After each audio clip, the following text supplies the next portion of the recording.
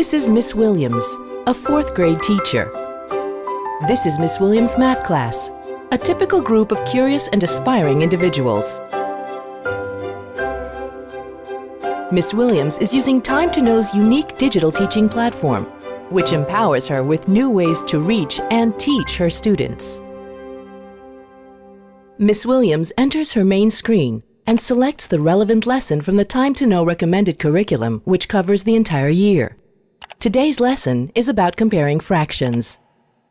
As the lesson begins, the entire class views a short, motivating clip that presents an authentic math problem.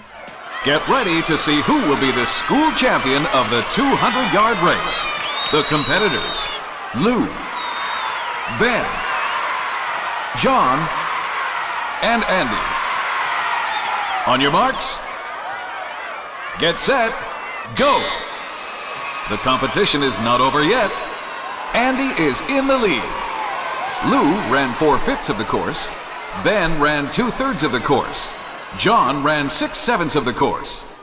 Miss Williams asks, if Andy is in the lead, who is in second place? A lively class discussion immediately ensues. Next, Miss Williams directs her students to discover the answer on their own. She activates the first learning activity, called the race, and they begin to work individually. Some students have put on earphones to get additional help. Let's see how Tony is doing. He is asked to indicate what part of the whole racetrack each runner has run, using a familiar fraction applet.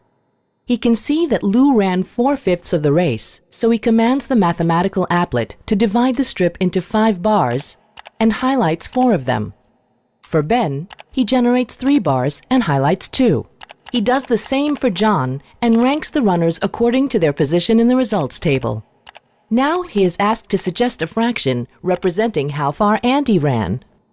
Knowing that Andy is in the lead, Tony adds a new strip representing Andy's position on the track and decides to divide it into 8 bars. He then highlights 7 of them. Satisfied with his result, Tony writes the corresponding fraction in the results table and sends his answer to Miss Williams.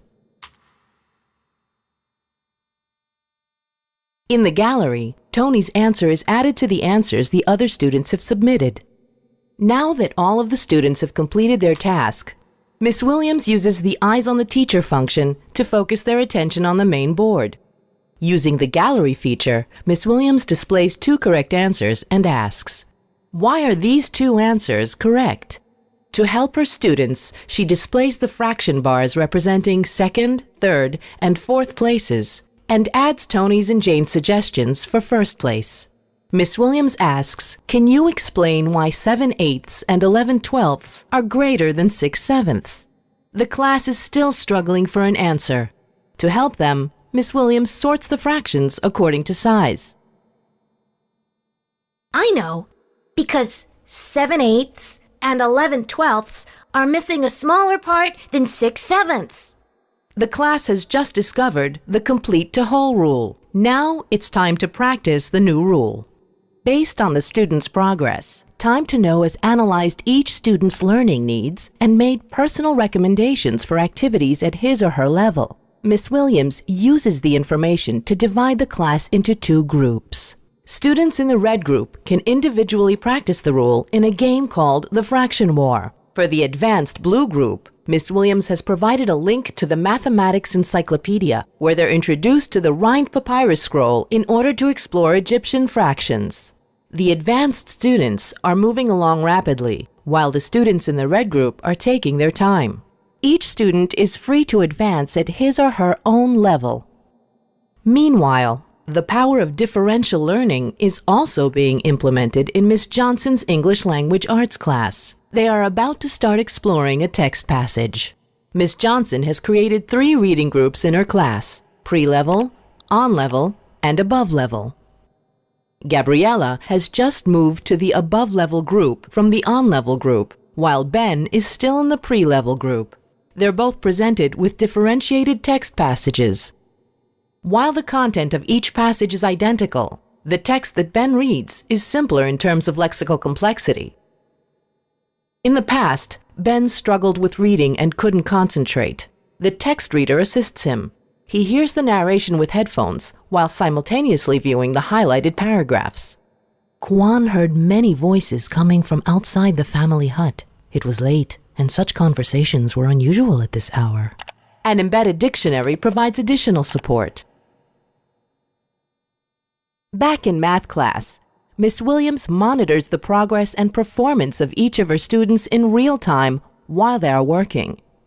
This allows her to instantly identify students who are having difficulties and offer an immediate response. An alert on her screen indicates that Tony is still struggling with his worksheet, so she decides to approach him and offer her personal assistance. The lesson is about to end, so Miss Williams assigns her class their homework, which they can complete online. After class, she chooses to log in to review the lesson she had just completed teaching. Based on her class performance that day, she decides to add more practice activities for tomorrow. So she searches the content library for an appropriate game that covers the same state standards and assigns the game to the lower performing students.